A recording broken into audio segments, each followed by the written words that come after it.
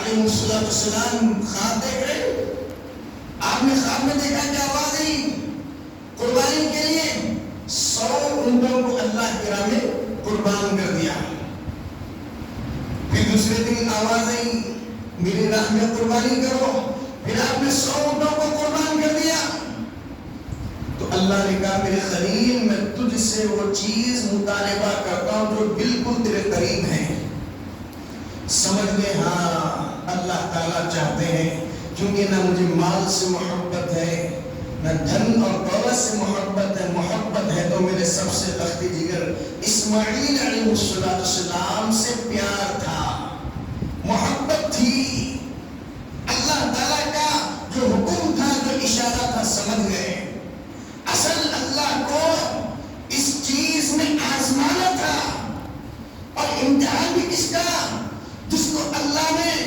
بالکل اپنے قریب، جس کو خلیل، جس کو یار، جس کو دوست، جس کو اتنا قریب رکھا، اور ابراہیم علیہ السلام کی وہ ذات اللہ کی ذات پر اتنا اعتماد، اتنا بھروسہ،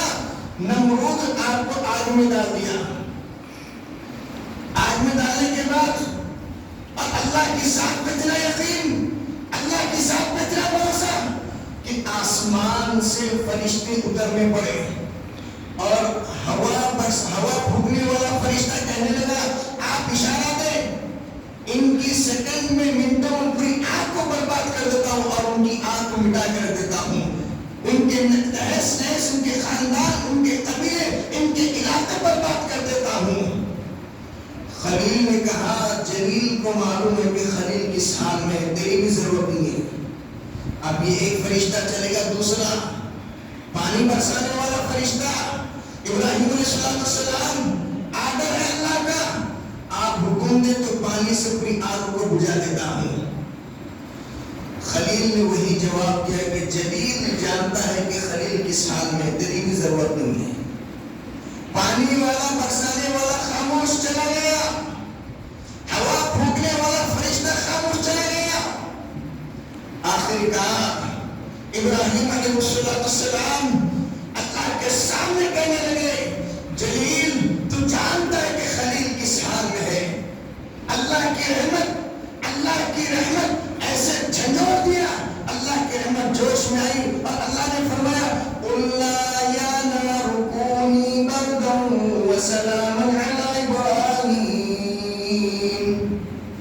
اے آگ ابراہیم علیہ السلام کے لیے ٹھنڈی ہو جا۔ اب آگ اللہ نے حکم دیا، آگ ایسی ٹھنڈی ہو گئی، ایسی ٹھنڈی ہو گئی، زیادہ ٹھنڈی میں ہوئی تو برف، پریشانی، لیکن اللہ نے فرمایا قُلْنَا يَا نَارُ كُونِي بَرْدًا وَسَلَامًا عَلَىٰ إِبْرَاهِيمَ، سلامتی والی آگ بن جا، تسلی والی آگ بن جا، میرے خلیل کے بال کو، میرے خلیل کی کھال کو نقصان نہ پہنچے۔ اللہ تعالیٰ نے آگ کو بالکل سلامتی والی بنا دیا،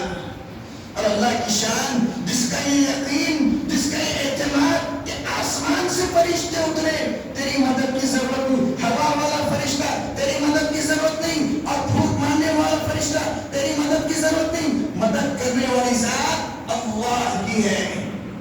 آج یقین بٹھائیں اس بات کا،